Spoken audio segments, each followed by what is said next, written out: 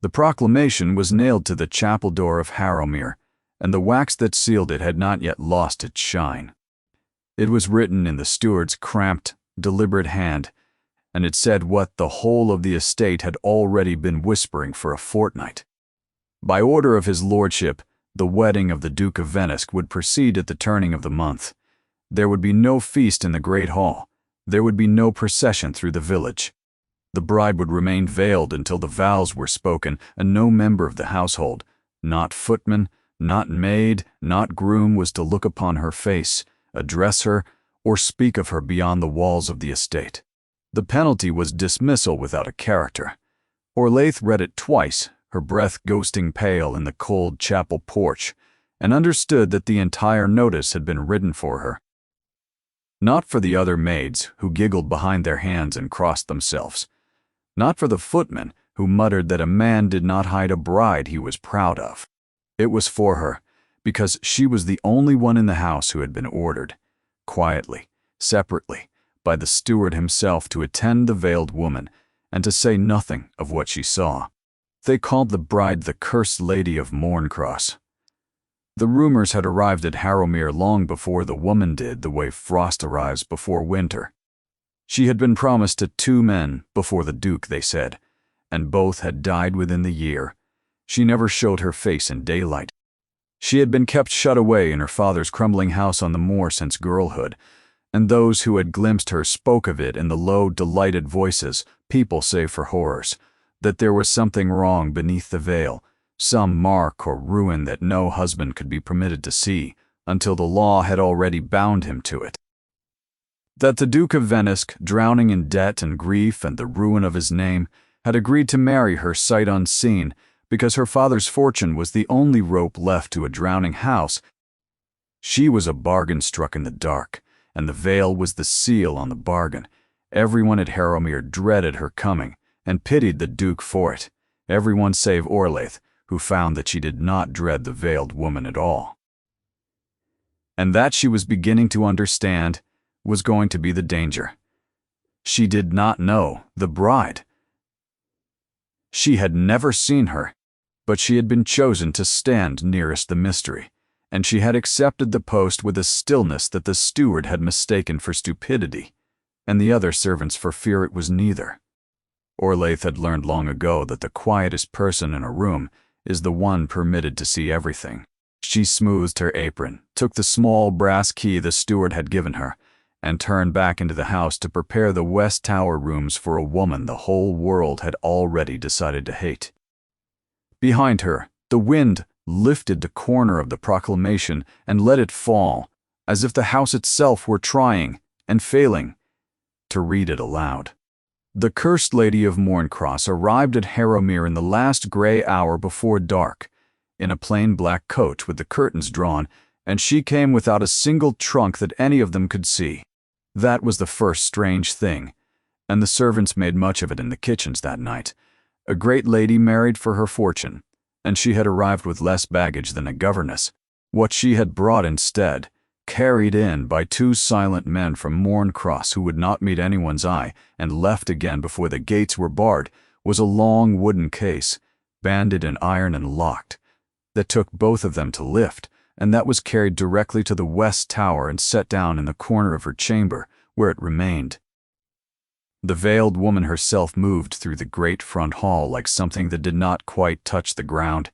She was slight, and she was shrouded head to foot in gray, not the black of a bride-to-be, but the soft dove-gray of half-mourning, and over her face fell a veil so heavy and so finely worked that not even the shape of her features showed through it, only the pale suggestion of a chin, the turn of a cheek, the darkness where her eyes must be. She did not speak. When the steward bowed and welcomed her to Harrowmere in the Duke's name, she inclined her head the width of a coin, and no more. The maids drew back against the wall as she passed. Oerleith did not. She stepped forward instead, and curtsied, and said, "My lady, I am to attend you. Your rooms are warm, and there is supper when you wish it." And the veiled head turned toward her slowly, the whole shrouded figure going still, and held there a moment too long. the way a person looks when they have not been spoken to gently in a very long time, and have forgotten what to do with it. "Thank you," said the Lady of Mourncross. It was 2 words, low and worn, and there was nothing monstrous in them at all. There was only tiredness, and something underneath the tiredness that Orlaith recognized because she carried it herself, the particular weariness of a person who has spent years being talked about, and never to. That was the beginning of it, and it grew the way quiet things grow, unremarked. In the days that followed, the lady kept to the West Tower and to her veil, and the household kept to its dread. But Orlaith attended her morning and night, and found that the cursed Lady of Mourncross was gentle to the point of self-erasure. She thanked Orlaith for the fire. She thanked her for the water, for the mending, for the smallest office. She asked once whether Orlaith's hands were cold, and when Orlaith said they were not, the veiled woman had gone quiet, as though she'd been caught at something. She ate almost nothing. She slept, Orlaith suspected, hardly at all, for whenever Orlaith came at first light the candle was already lit, and the lady was already sitting upright by the window with her veil in place, as though she had been keeping watch against the dark. She never removed the veil, not once. Even alone, even at night, even when she thought Orlaith was certain of it, that no one was near enough to see. There was a rule in it, some private law the lady had made for herself, older and harder than the Duke's proclamation. And the iron-banded case in the corner she guarded like a living thing.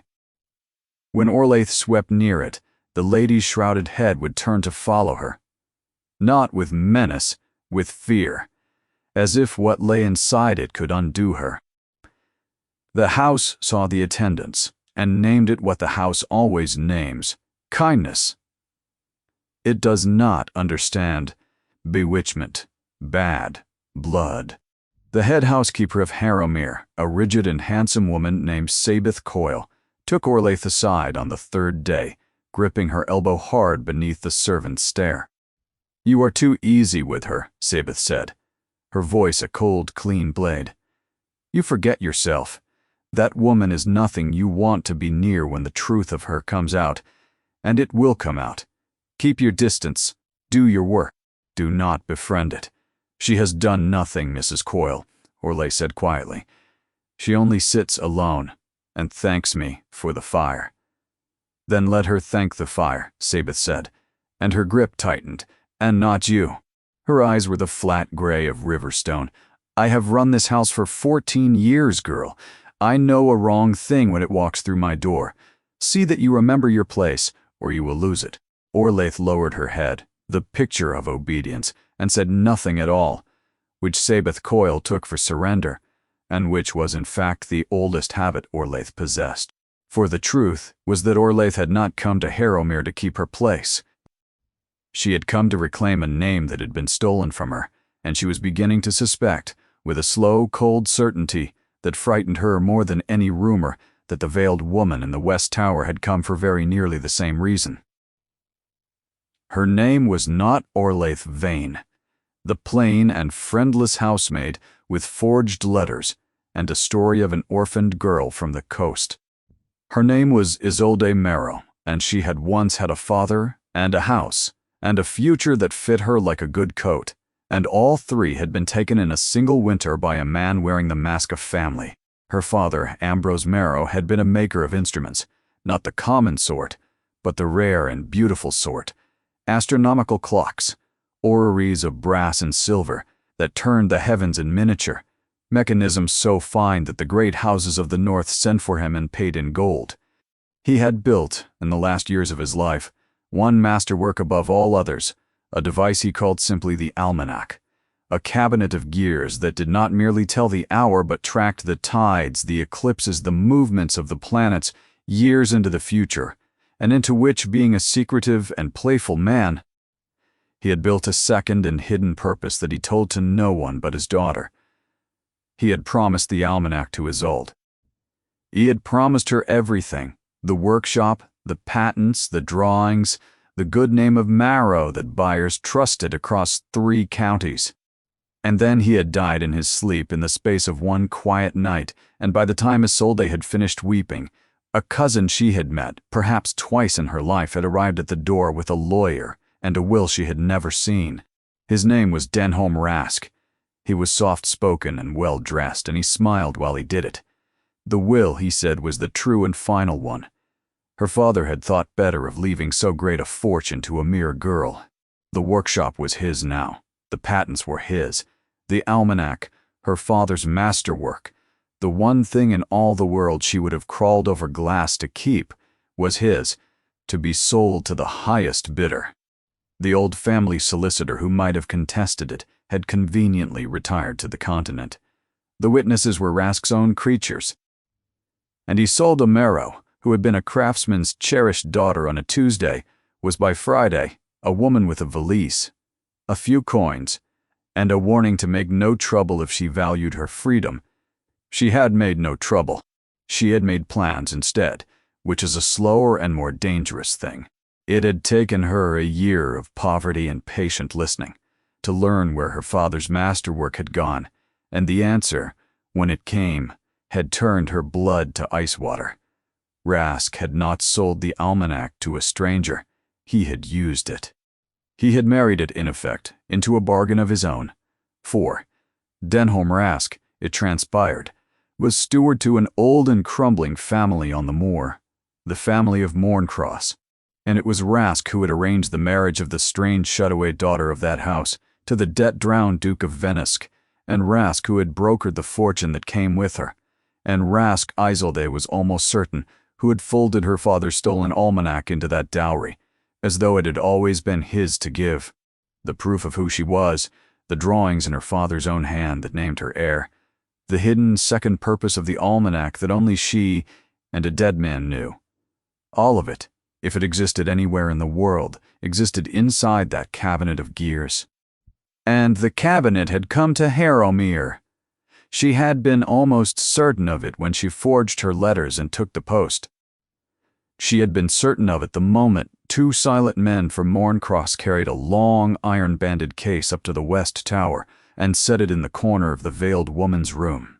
A case exactly the size of an instrument she had watched her father build with her own eyes.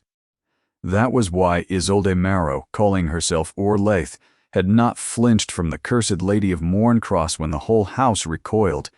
That was why she had stepped forward and spoken gently, while the others pressed themselves to the wall, because the veiled woman had arrived at Harrowmere guarding, with her life and her fear, the one thing in all the world that could give Isolde back her name, and because though she could not yet have said how she knew it, Isolde had heard, in two low and worn and grateful words spoken through a heavy gray veil, the sound of another prisoner in the same lightless cell.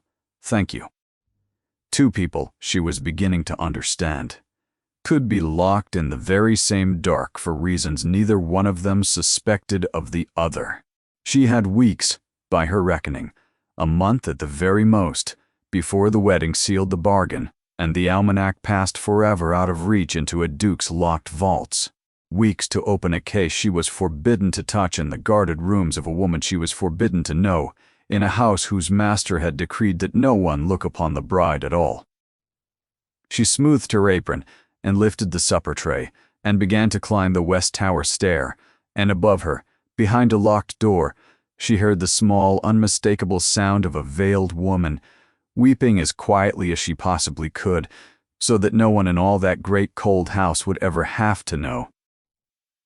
The Duke of Venesk was a man who had taught himself not to want things, because everything he had ever wanted had been taken. Corvin Ashgrove, 9th Duke of Venesk, was not yet 35, but he wore his years like a man twice that, in the set of his shoulders and the gray already threading his dark hair at the temple. He was tall and spare, and there was a stillness to him that servants mistook for coldness and creditors mistook for strength, and both were wrong. It was neither. It was the stillness of a man standing very carefully on ice, who has learned that the smallest motion will send him through. His father had left him a title, a great house, and a debt so vast that the naming of it aloud could stop the breath. His elder brother Lyle, who was to have inherited all of it and would have carried it lightly, had ridden out one bright morning 3 years past and been brought home in the afternoon under a horse blanket, and the burden had come down onto the shoulders of the son who had never been raised to carry it. Corvin had spent 3 years since fighting the estate the way a man fights a fire that has already reached the roof, selling the London house, the paintings, the good farms, the horses, dismissing servants who had grown old at Harrowmere, watching the thing his family had built for 4 centuries come apart in his hands, stone by stone. At the end of all his fighting, that it was not enough. It was never going to be enough. The marriage was the last rope. He knew precisely what it was, and he despised himself for taking it. And he took it. The fortune of Morncross would clear the debt and buy the estate another generation of life, and the price of it was a bride he had never seen, promised through a steward's letters, shrouded in rumors he had not the luxury to care about. He had told himself he would not care what lay beneath the veil. A man drowning does not inspect the rope. He had made the proclamation without thinking overlong on it. The steward, Rask, a smooth and capable man his own late father had somehow trusted, had counseled it. The bride was strange, the household would gossip, the family's dignity was the only coin they had left, and it must be protected. Keep her veiled, keep her apart, keep the servants' tongues still until the vows made the matter final and irreversible. It had seemed sensible. It had seemed at the time like one more grim necessity in a life that had become nothing but grim necessities. He had not expected to feel ashamed of it. He had not expected to think of her at all. But she was in his house now, a silent gray figure in the West Tower, and shame had a way of arriving uninvited.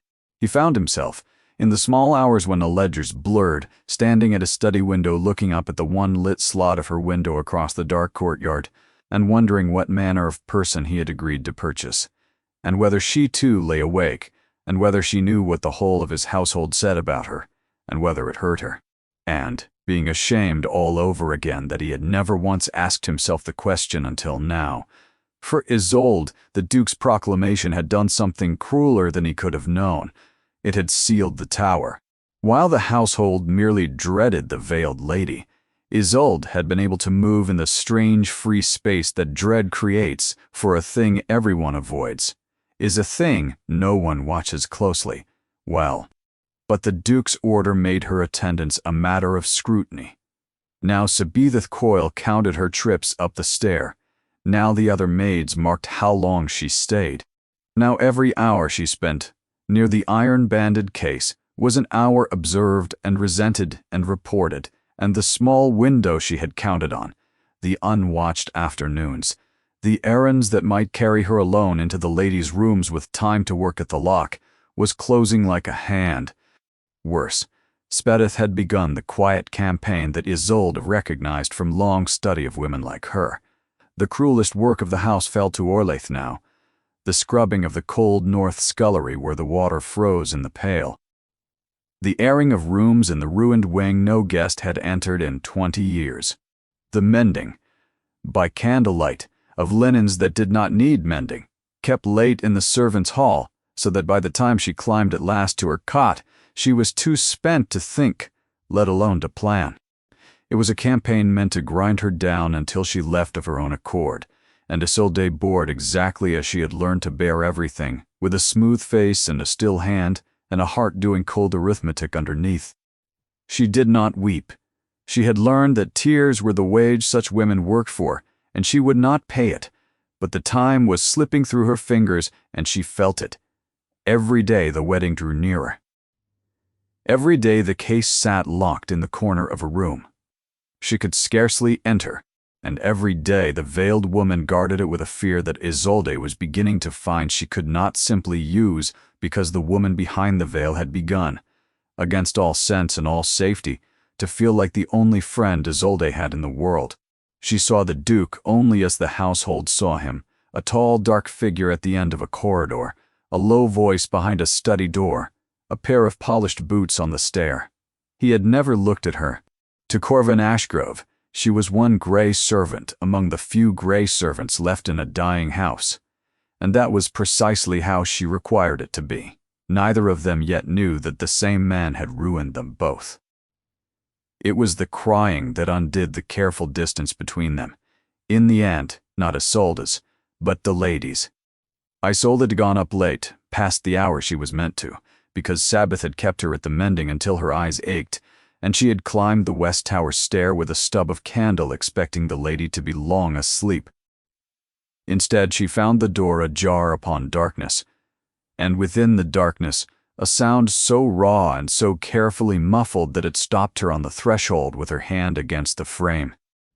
The Lady of Mourncross was sitting on the floor beside the iron-banded case, still veiled even here, even now, in the dead middle of the night, with no eye upon her, and she was weeping into her own sleeve, with the desperate silence of a person who has spent a lifetime learning not to be heard. A wiser servant would have withdrawn. Isolde had every reason in the world to withdraw. Instead, she set down her candle and crossed the dark room and sank onto the cold floor beside the shrouded woman and did the one thing the proclamation, the housekeeper, and her own careful plan all forbade. She took the lady's hand. The veiled woman went rigid, a flinch that traveled the whole length of her, the flinch of someone braced all her life to be struck.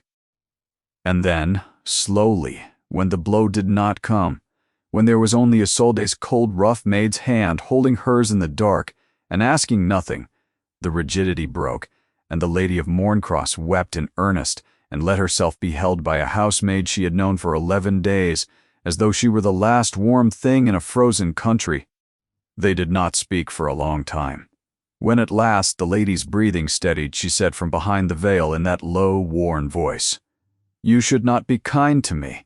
It is not safe to be kind to me. People who are kind to me come to grief." "So I have been told," Isolde said. "The whole house has told me. 3 times daily, a sound came from behind the veil that might, in a happier life, have been a laugh, and you do not believe them." "I believe," said Isolde carefully, "that a person can be talked about until there is nothing left of the true person underneath, until even they begin to think the story is the truth. I believe it because it was done to me."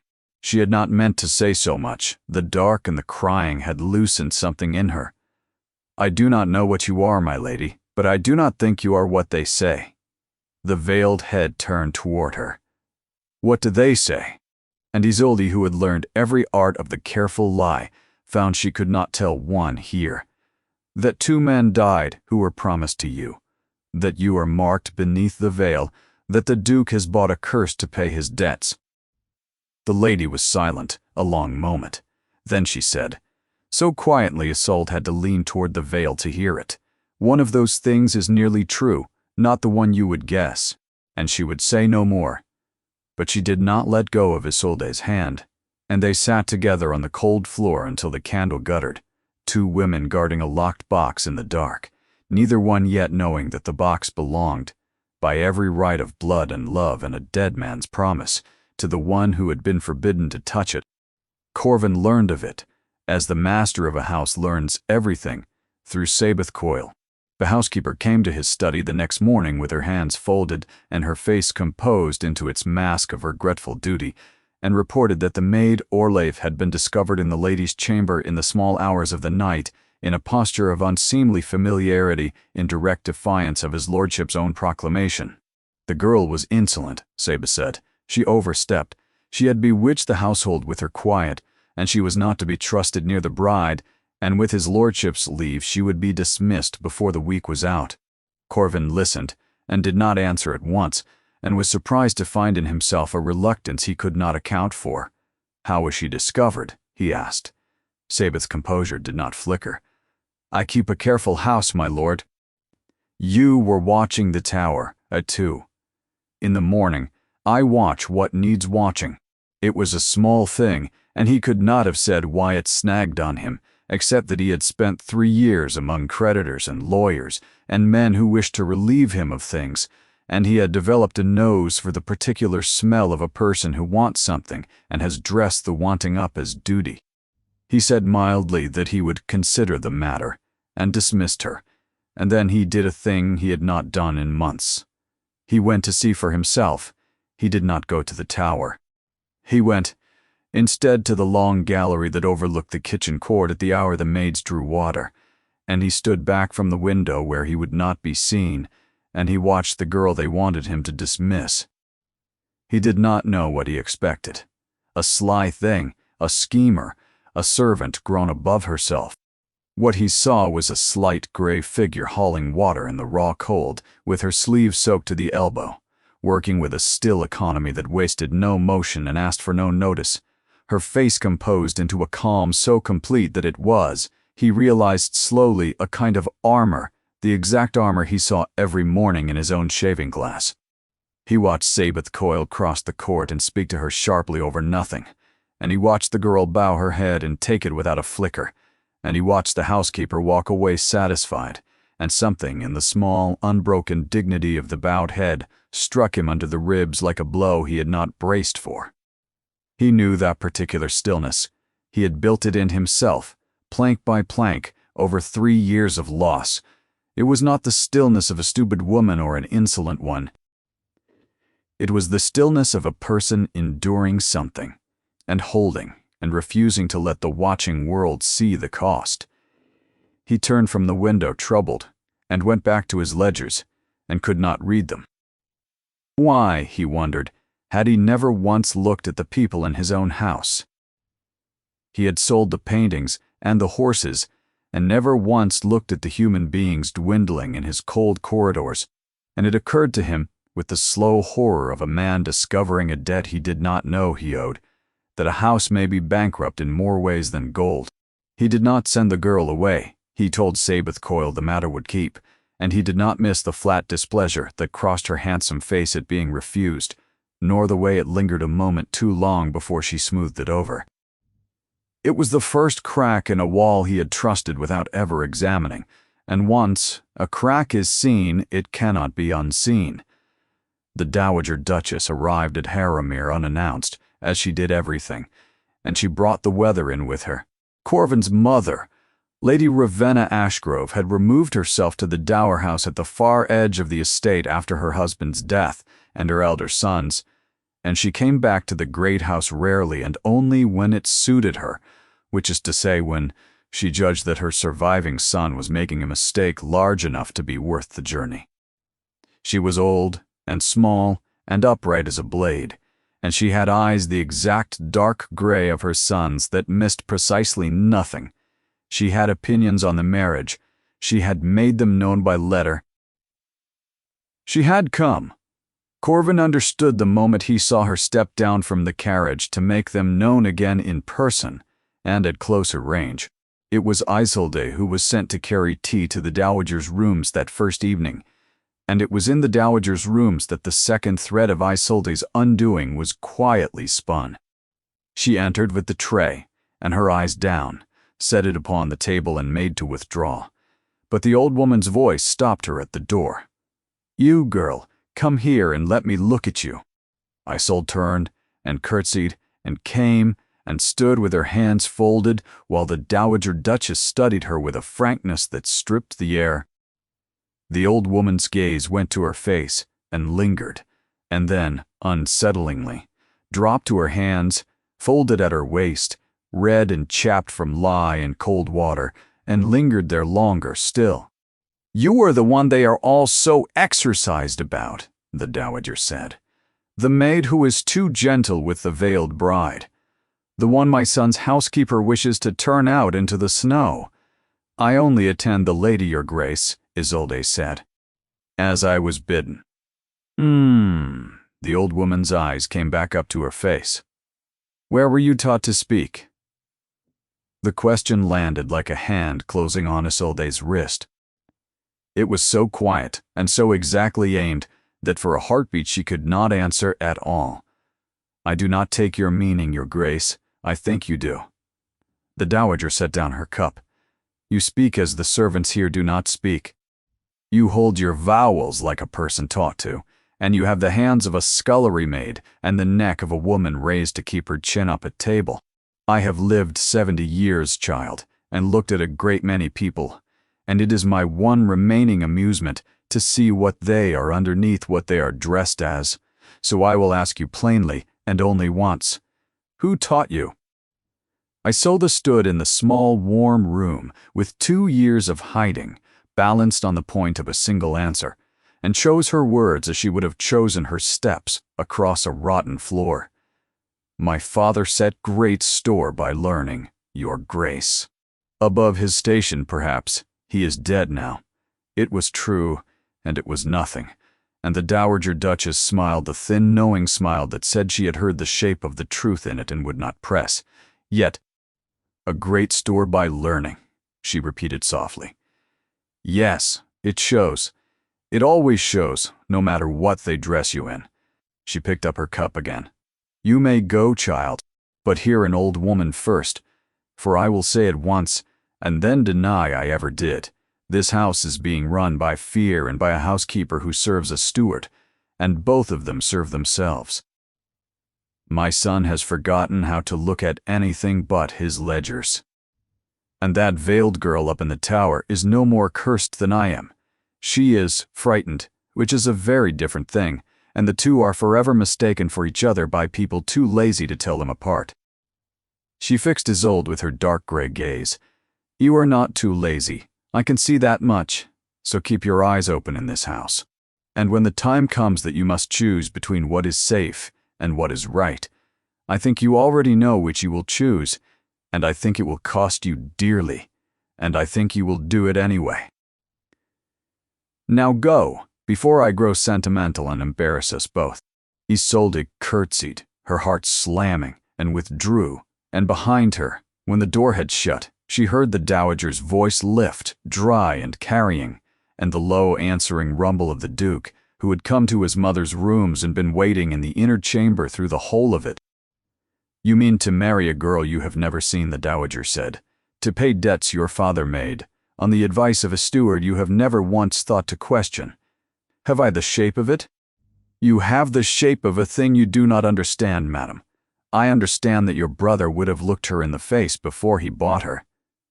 A silence.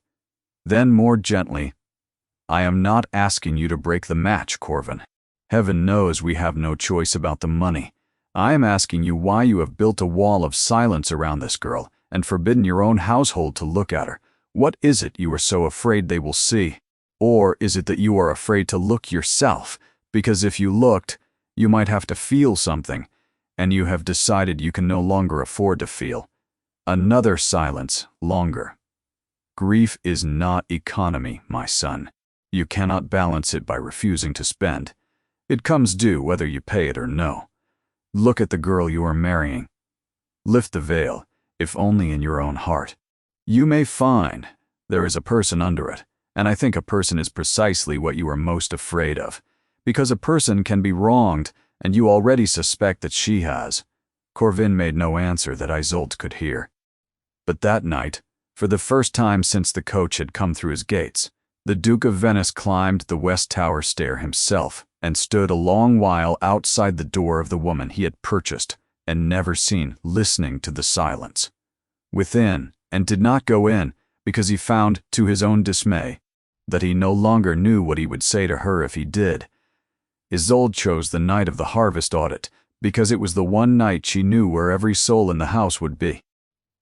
The steward Rask had come from Morncross to go over the accounts before the wedding, and the whole senior household, Sabeth, the butler, the Duke himself, would be shut in the estate office below the great hall until the small hours.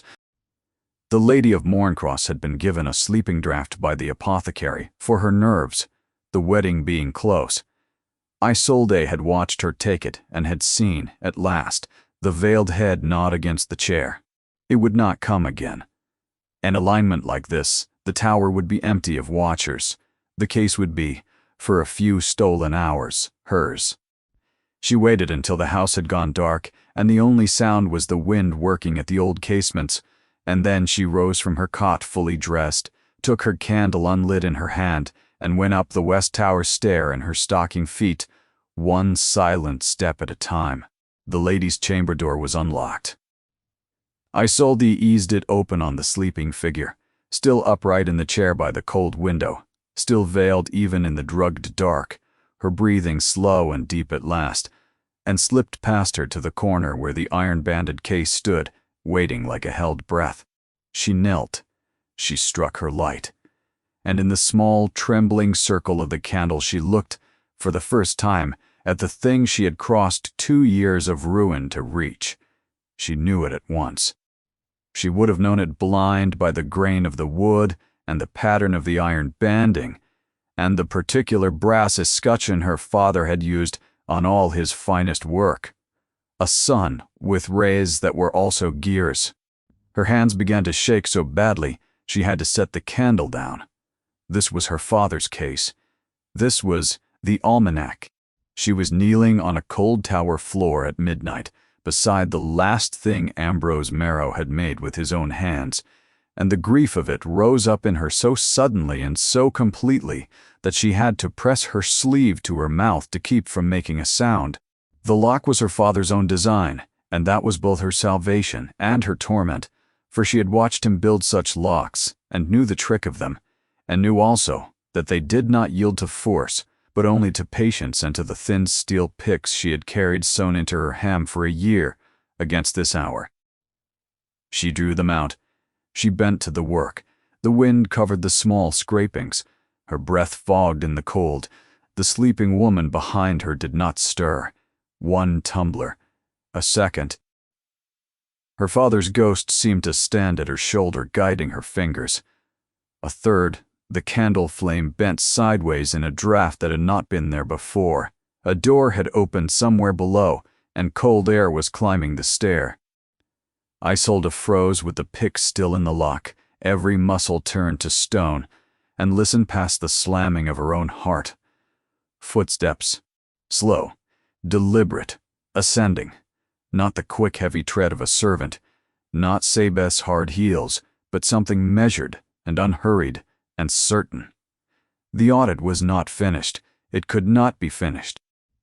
And yet someone was climbing the west tower stair in the dead middle of the night, and there was nowhere in the small bare room to go. We will pause here a moment.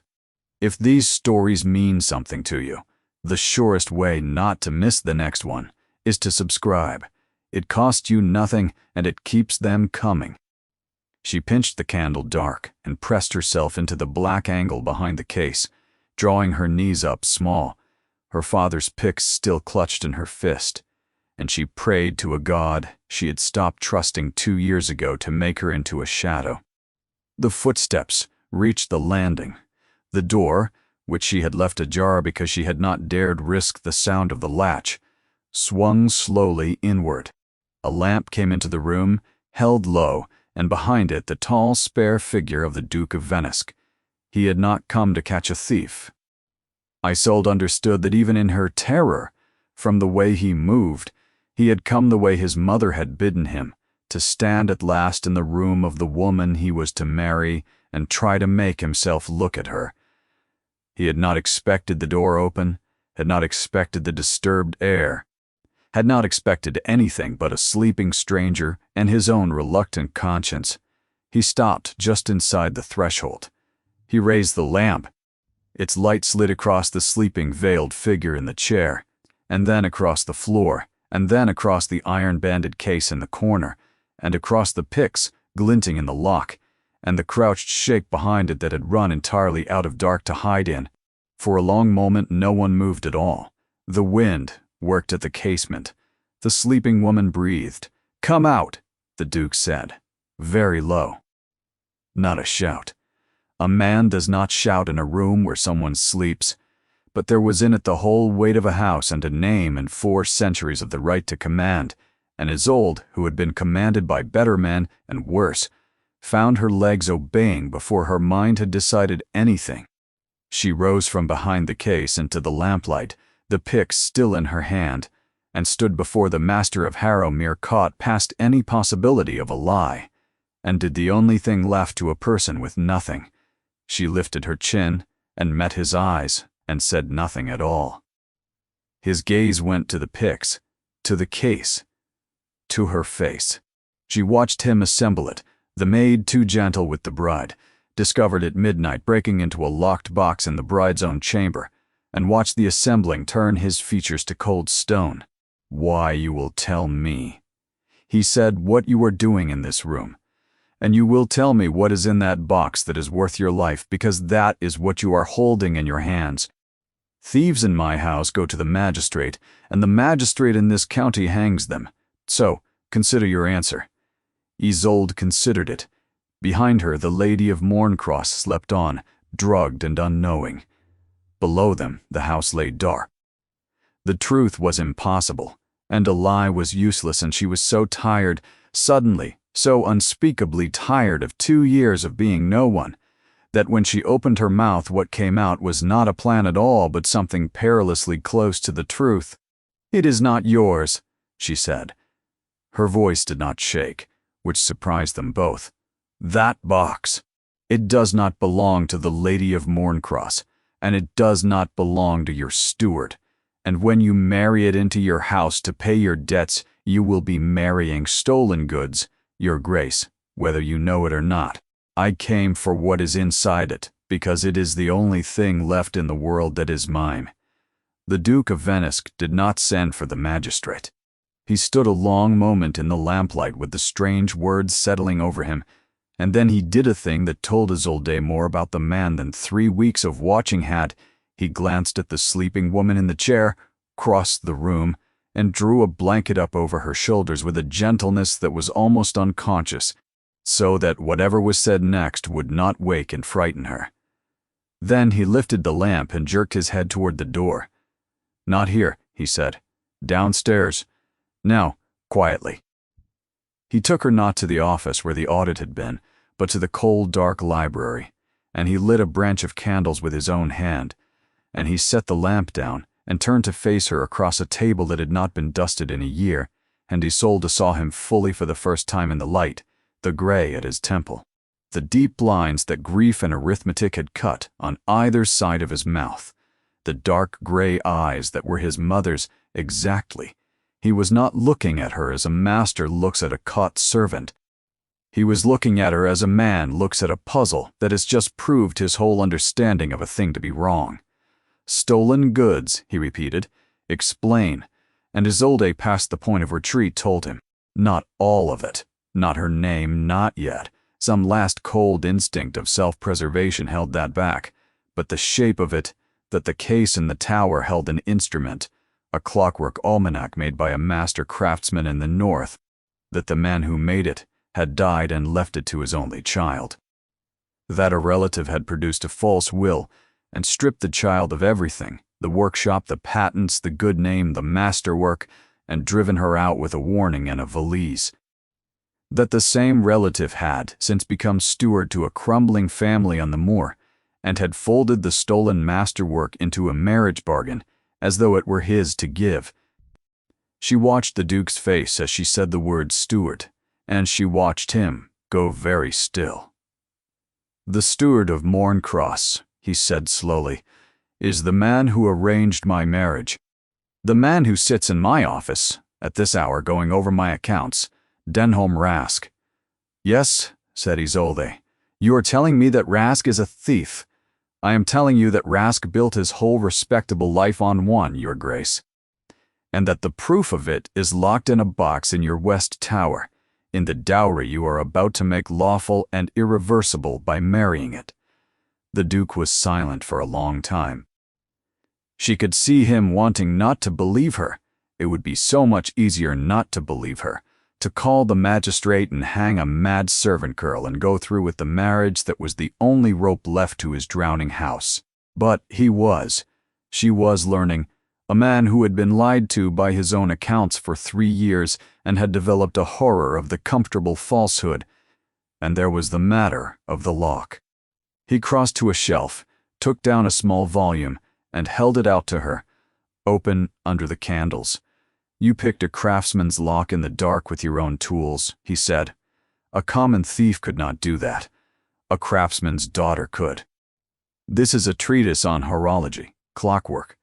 My grandfather collected such things. If you are what you say you are, you will be able to read it. If you are a liar, you will stumble on the first line. Read." Isolde took the book in hands that had gone quite steady now, because this was the one test in all the world she could not fail.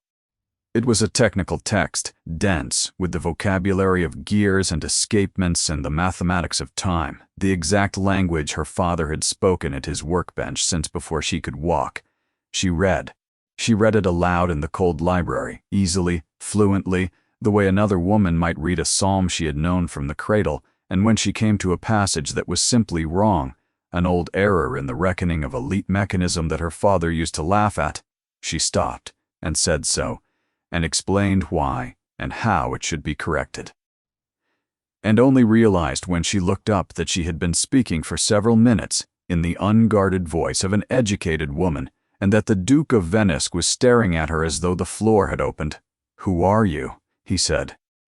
It was not the question of a master to a servant, it was the question of one person to another, and it hung in the air between them, and it was answered before Isolde could decide whether to answer it by the door. Sebeth Coyle stood in the library doorway in her nightclothes with a candle, and her handsome face was alight with a triumph she did not trouble to hide. "My lord," she said, "I heard voices. I found the tower door open and the maid gone from her bed. I see now she has crept down to be alone with your lordship in the dark." Her voice curdled the words with insinuation. "I warned you she was sly. She has bewitched the whole—" "She was reading to me," the Duke said. The housekeeper stopped. "I could not sleep," Corvin went on, and Isolde watched him lie with a smooth, cold ease that took her breath, "and I required something read to me, and this girl reads Latin and horology better than any tutor I ever suffered, which is a thing you would know, Mrs. Coyle, if you spent as much effort looking at the people in this house as you spend watching them. She is here at my request. She has done nothing. You will go back to your bed." Sabeth's triumph drained from her face and left something raw underneath. Not just anger, Isolde saw, but the beginnings of fear, the fear of a woman who serves a master and has just felt him slip from her hand. "My lord, the proclamation is mine," said the Duke, "and I will enforce or unmake it as I please. Good night, Mrs. Coyle." She went, but at the door she turned, and her flat gray riverstone eyes found Isolde and held her, and Isolde read in them a promise as clear as if it had been spoken. "I do not know yet what you are, but I will write to Morncross in the morning, and I will find out, and when I do, you are finished." Then she was gone, and her candle with her, and the library was dark and cold and silent again. The Duke let out a long breath. "You should go to bed," he said. "We are not finished, you and I, but not tonight." He rubbed a hand over his face, and for a moment the mask of the Duke fell entirely away, and there was only a very tired man in a dying house who had just been told that the one bargain meant to save him might be built on a crime. "I do not know what to do with you," he said, almost to himself. "By every rule I have, I should turn you out or turn you in, and I find I do not want to do either, and I do not understand why." "Because you think I am telling the truth," Isolde said quietly. "Yes," he said. "God help me, I do." He looked at her across the guttering candles. "The wedding is in 9 days. If what you say is true, I have 9 days to learn it before I make a thief's crime lawful with my own name. So I will do the thing my mother has been at me to do for a week." His jaw set. "I will start looking. Go to bed, miss." He stopped, having no name to give her. She almost gave it to him. She stood on the very edge of it, but 2 years of hiding closed her throat, and she only curtsied and went and climbed the tower stair with her heart pounding fit to break, past the sleeping veiled woman, to lie awake until dawn with a single terrible new fact turning over and over in her mind. He believed her. For the first time in 2 years, someone with the power to do something believed her. And that was more dangerous and more precious than anything that had come before. The Duke began to look, and looking he found that a man who starts pulling a single loose thread cannot always choose where the unraveling stops. He did it quietly, the way he did everything now. In the hours he had once given to the ledgers, he wrote first to an acquaintance in the city, a dry, discreet man who had once in better days done delicate work for the family, and who could be trusted to find out things about a person without announcing that he was looking. Corvin gave him what little he had, a craftsman in the north, a maker of clockwork almanacs dead within these 2 or 3 years, a contested will, a relative named Rask who had inherited the whole of it. He asked for the maker's name, the truth of the will, and the name of the child who had been disinherited. Then he sealed the letter and sent it out with the dawn rider before Sir Bethcoyle's own letter to Morncross had left the house, and settled himself to the hardest part, which was waiting. He did not wait idle. He found reasons to be where the maid or Laith was. He told himself it was watchfulness. A man must observe a self-confessed picklock in his house, but his mother, when she caught him at it, only smiled her thin smile and said nothing, which was worse than if she had said everything. He watched the girl attend the veiled bride with a tenderness he had forbidden and could not now bring himself to punish. He watched her bear Sabeth's cruelties with that unbroken stillness that so exactly mirrored his own. And once, passing the library, he found her stopped before the horology shelf, with one red-chapped hand resting on the spines, and such open, naked longing in her face, the longing of an exile for a country, that he drew back and did not disturb her, and stood in the corridor with an ache in his chest he had no name for and no ledger to enter it in. It was the dowager who tightened the second thread, as she had promised she would. She summoned Isolde again on the pretext of tea, and this time she did not trouble with pretense at all. She waited until the tray was set and the door was shut, and then she said, "Sit down, child. No, do not give me the face. Sit." And Isolde, astonished, sat, and the old woman studied her over the rim of her cup with those dark gray eyes that missed nothing. "My son is changed this week," the dowager said. "He looks at the servants now. He looks at you, in particular, in a manner I have not seen him look at anything since his brother died, and you have the look of a woman carrying a stone too heavy to set down. So I will ask you what I asked before, and this time I think you will answer, because I think you are very near the end of being able to carry it alone." She set down her cup. "What is your name, your true one, the one under the gray?" Isolde's eyes filled. She could not help it. The old woman's directness was a kind of tenderness crueler than any cruelty, and it undid her where Sabeth's malice never could.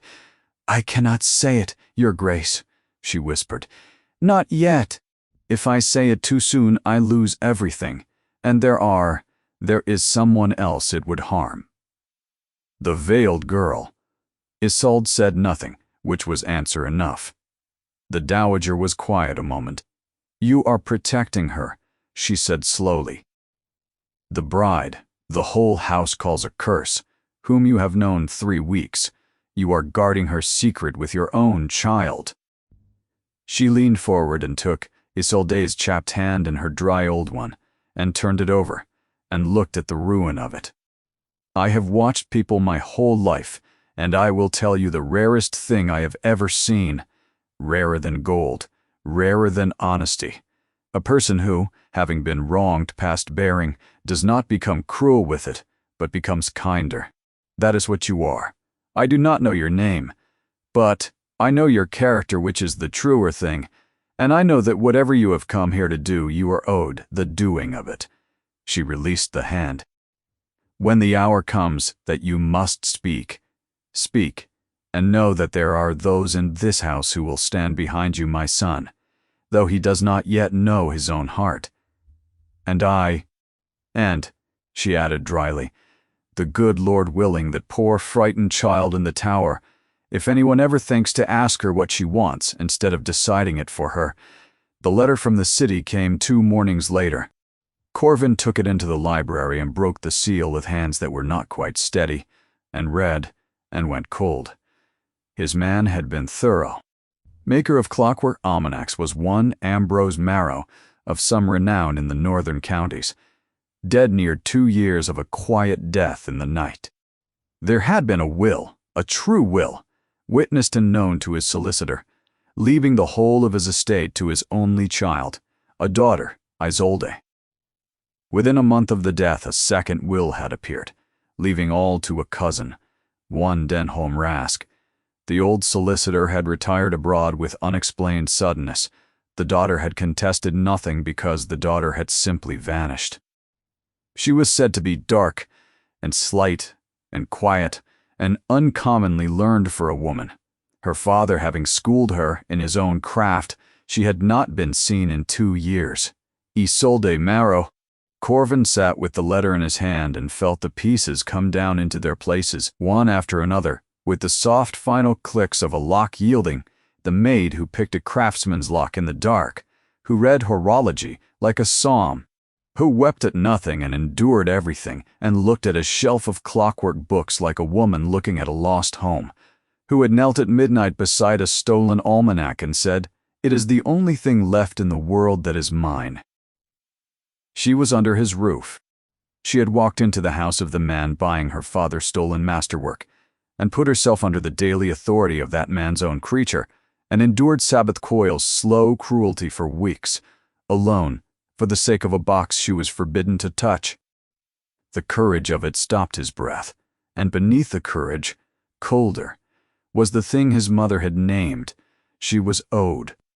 She was owed by Rask, who had robbed her, and she was owed by the house of Venesk, which had been about to launder the robbery through its own ancient name, and she was owed, most sharply of all, by him, Corvin Ashgrove, who in his grief and his arithmetic had built a wall of silence around his own house, and never once looked over it to see who was being crushed against the far side.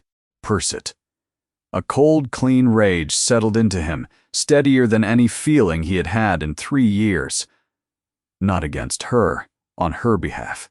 He rose and rang for a footman, and when the man came he said, only in a voice the footman would describe uneasily in the servants' hall that night as terrible quiet, "Go up to the West Tower, present my compliments to the Lady of Morncross, and ask whether she is well enough to receive me, and find the maid Orlaith, and have her attend as well, and send to the office for the steward, Mr. Rask."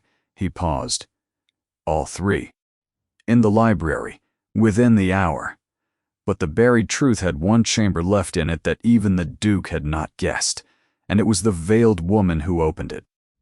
While the footman climbed to the tower, Corvin went up ahead of him. He could not have said why, except that his mother's dry words had lodged in him. Ask her what she wants, instead of deciding it for her. He had built a proclamation around this woman, and never once spoken to her. Now, with the wedding only days off, and no longer any certainty in him that he could in conscience make it, he found he could not summon her to a reckoning in his library without first, for the once in his life, simply speaking to her as a person. He knocked, a low, worn voice bade him enter, and the Duke of Venice went in alone to face the bride he had bought and never seen. She was standing by the window in her gray, veiled as always, and she went very still as he came in. The stillness of long fear. He stopped a careful distance away and did the hardest thing, which was to begin. "My lady," he said, "I have wronged you. I made a rule that you should be hidden and unspoken to, and I told myself it was to protect the dignity of my house, and I think in truth it was because I did not wish to look at what I was doing, which was buying a living woman to pay a dead man's debts. I am ashamed of it. I do not ask your pardon. I ask only, before certain things are said downstairs that will change everything, that you tell me plainly, do you wish this marriage? Have you ever once been asked?" The silence stretched so long he thought she would not answer. Then the veiled woman said, "No, I have never once been asked."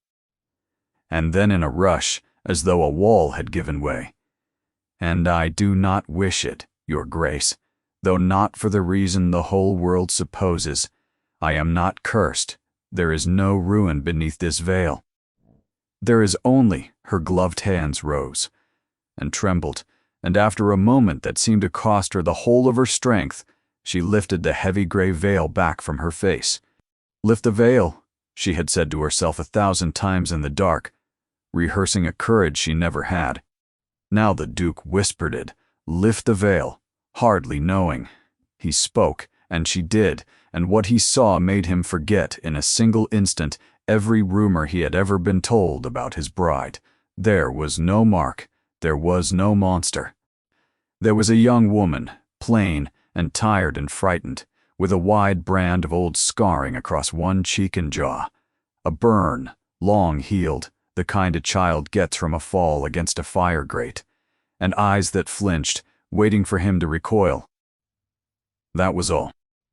That was the whole of the terrible secret of the cursed Lady of Mourncross, a childhood scar and a father who had found it easier to hide his daughter than to answer questions about it, and a steward named Rask who had found a shut-away scarred girl the perfect vessel for a bargain, because a woman kept veiled and shamed and told all her life that her face was a horror is a woman too broken to ask what becomes of her fortune, or her father's, or the stolen clockwork folded into her dowry.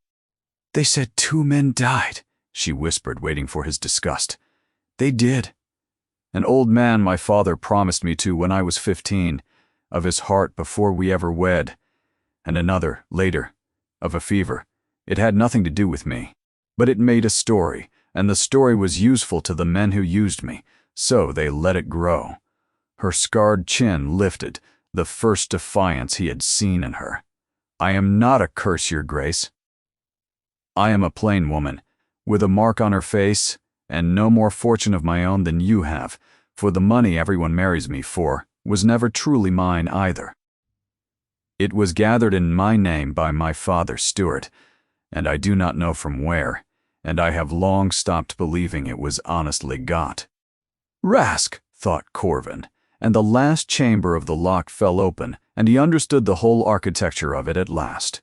One man robbing a dead craftsman of his masterwork and using a scarred and frightened girl as the respectable vessel to carry the stolen goods into a duke's house and make them lawful forever.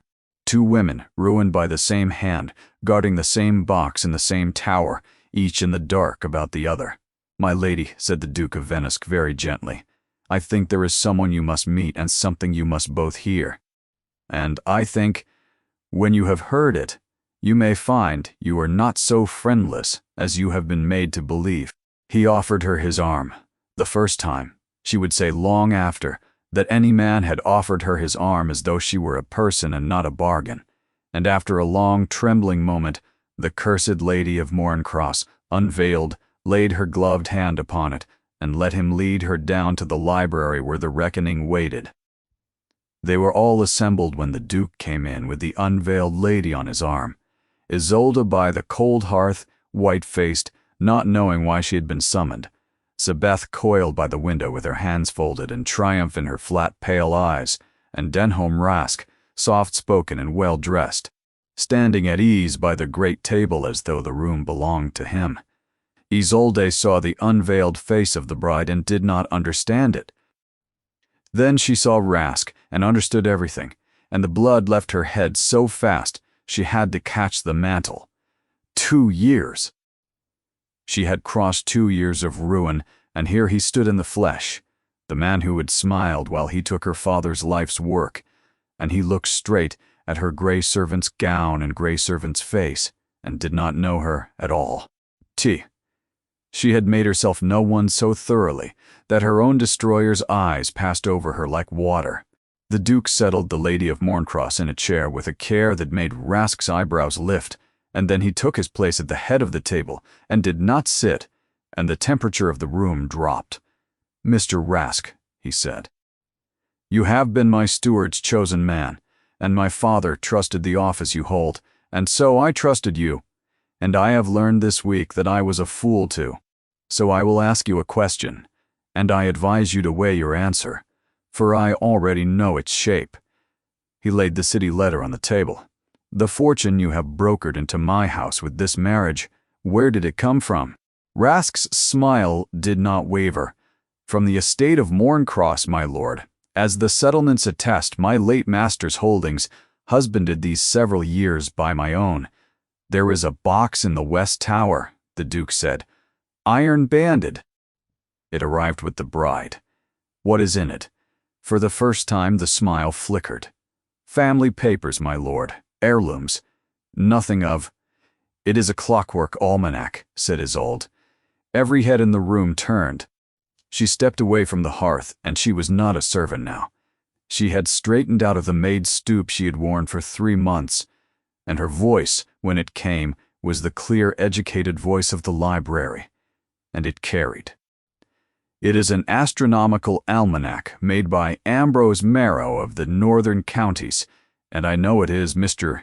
Rask, because I watched him build it, and because he built into it a hidden compartment behind the third planetary train that no living soul knows of but me.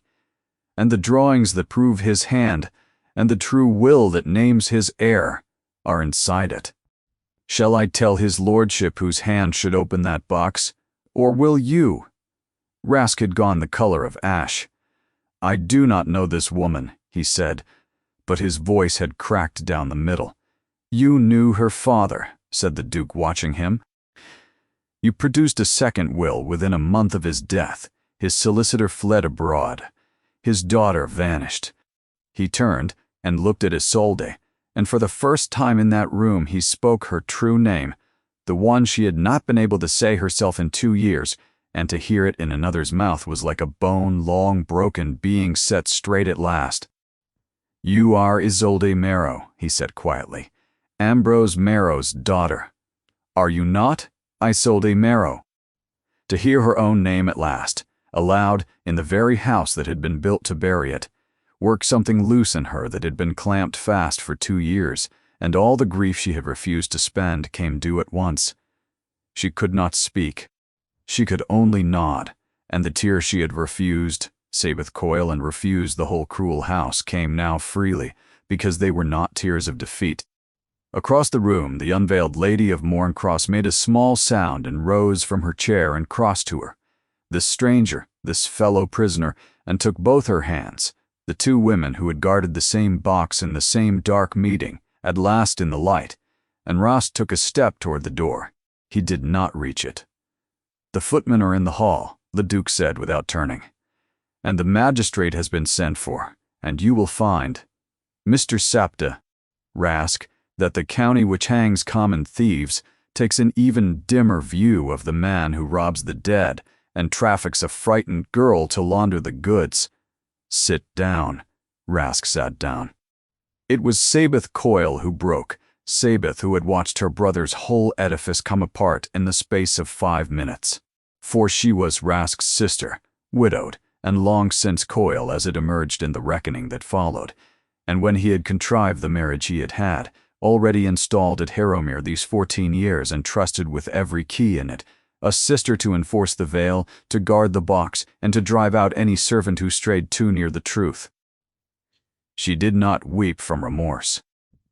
She wept from the pure animal shock of a woman who had built her life on control and order and the certainty of her own righteousness, and had watched it all turn to dust, because a quiet maid she had despised turned out to be the one soul in England who could read the truth locked in a box of gears. "What will you do with me?" she said dully. When it was done, her eyes on the floor, the Duke looked at her a long moment.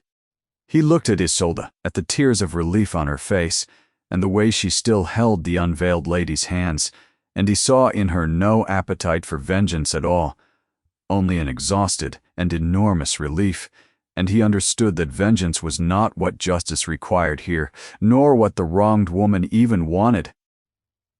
"You will be handed to the magistrate with your brother, and the courts will do with you as the law provides," he said. "That is not cruelty. It is only the debt, come due at last, which is a thing every soul in this room understands better than most." He turned from the housekeeper, as from a thing already gone. "Take them both." The footman came. Rask went stooped and silent, Sabeth went stiff and broken, and the library was left to the 3 of them, and the quiet. The Duke, and the unveiled Lady of Morncross, and Isolde Marrow, who had her name back at last, spoken aloud in front of witnesses, in the very house where it had been meant to be buried forever. Breast. The Duke came to her. He did not touch her. It was not yet his to do. He said only, "Lo, the box is yours. It always was. And the wrong done you under my roof and my father's is a debt this house will spend a very long time repaying." He glanced at the lady, unveiled and blinking in the ordinary daylight she had been denied for years. "It seems," he said, with the ghost of something that on a less careful face would have been a smile, "that I am not to be married after all, the bargain being founded, as it happens, on a crime. I find I am not sorry. I would rather be poor and honest than solvent and ashamed. My mother will be insufferable about it." And the cursed lady of Morncross, who was not cursed, who had never been cursed, who was only a scarred and gentle woman named, as it would turn out, Elowin, laughed out loud for the first time in the memory of anyone at Harrowmere, and the sound of it in the old cold library was like a window thrown open in a shut house. Spring came late to Harrowmere that year, but when it came all at once, and the great gray house that had been dying learned, slowly, how to be alive. 6 months on, the West Tower room, where a veiled woman had once wept in the dark, was full of light and gears. It had become a workshop. Isolde had asked for it, and the Duke had given it without a moment's hesitation, and now the bench beneath the window was strewn with the fine brass and silver instruments of her father's trade, and the iron-banded case stood open and empty in the corner, its secret long since given up. Berthoud, Will, and behind the third planetary train in the hidden compartment, only his daughter knew, a last folded letter to her that she had not been able to read aloud without weeping, and so had read alone and kept. She had her name back, and more than her name. The courts had been slow, but they had been thorough. Rask's whole edifice had come down. The workshop in the north was hers again, and the patents, and what remained of the fortune he had built on her father's stolen work, was being returned by degrees, tangled in law. She was a woman of independent means once more. She could have gone anywhere. She had stayed. She stayed first for Elowin, for the scarred, gentle woman who had been called a curse, who had no one and nothing, and had been about to be married off like a parcel, and who now, unveiled and unafraid, walked the gardens of Harrowmere in the daylight, with her face bare to the sun as though drinking something she had been starved of. The two of them had become inseparable, the clockmaker's daughter and the false cursed lady. The way people become who have survived the same dark Elowin was learning the trade at Isolde's bench. It turned out she had clever hands and a good eye, and a laugh, once she had remembered she was allowed one, that filled the tower. And she stayed, though it took her longer to admit it for the Duke. It had grown between them the way the honest things do, in small increments, no single one of which could be pointed to. A book left open on the horology shelf for her to find. A walk in the reviving gardens where he actually asked her, what she thought, and listened to the answer. The particular quality of his attention when she spoke of her father's work, which was the attention of a man who had decided that this person's inner life was worth the cost of feeling something again. He had unbuilt the wall of silence. He had raised around his house. He had learned at cruel expense to look at people, and having learned it on her, he could not now look away. He came up to the tower on an evening in late spring when the light was long and gold across the bench, and he stood in the doorway watching her fit a tiny escapement with her father's tweezers, and he said, "I have been called many things this half-year. Fool, chiefly, for turning down a fortune. My mother has a list. You are poor and honest," Isolde said, not looking up, smiling at the gears. "You told Mr. Rask you preferred it. I did. I find I still do." He came into the room. "I am a careful man, Miss Marrow. I have had carefulness beaten into me by 3 years of watching what happens to men who are not.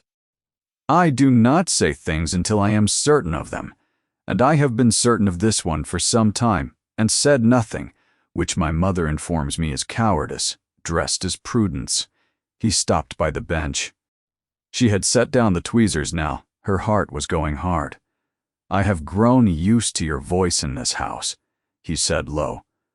to your light in this tower, to finding you at this bench when the day has been long. I built a wall once to keep from feeling anything, and you are the crack that brought the whole of it down, and I find I have no wish to raise it again. So I am not asking you to keep my clocks, Isolde, nor to bide here as a guest. I am asking you to be my wife, if a poor and honest duke is any bargain at all, to a woman who has learned the hard way exactly what her name is worth. Isolde Marrow looked up at him, at the gray-templed grave man who had learned to see, in a house that had once ordered no one to look at anyone at all, and she did not pretend to be surprised, nor did she drop her eyes. I have had one marriage arranged over my head in this very house already, she said, and I have seen close up what comes of bargains struck in the dark. So I will not be a bargain, Corvin, not to you, not to anyone, ever again. She rose from the bench and set her chapped, clever craftsman's hand into his. But you have asked me plainly, one person to another, which no one before you ever troubled to do. So my answer is yes, and it is only that you are so unforgivably, methodically slow that I have had to wait for it this long. He laughed, a sound so little used in that house that it seemed to startle the very man who made it, and he did not reach to kiss her, that being still a country he crossed slowly, but he folded both his hands about hers as though she were the finest instrument ever built in the north, some rare mechanism that turned the whole of the heavens and kept. Against every odd true time from the doorway came a small, glad sound. Eloin stood there unveiled in the gold light, her marked face open and unafraid, understanding in a single glance what she had walked in upon. So the three of them stood together in the tower as the long spring evening came down over Harrowmere, the great house that dread had hollowed and honesty had slowly filled again, where a veil meant to hide a monster had hidden only a wound, where the whispered and the vanished daughter had her name and her father's work returned to her hands. Corvin Ashgrove had lifted a veil expecting the worst the world had promised him, and had found beneath it nothing but the plain and ordinary truth. And the truth, as it turned out, was worth a great deal more than the fortune he had given up to be rid of it. There would be no bargain struck in the dark at Harrowmere. There would be a small wedding when the year turned warm, the doors thrown open and the bride's face bare to the daylight she had been denied so long. And afterward the sound that came to fill those long silent halls was not the clamor of celebration but something steadier and far more lasting, the patient ticking of good work at a bench beneath a window, two women's laughter carrying down a stair, and a love that no one had brokered, bought, or bargained for, only looked for, and freely given at the last.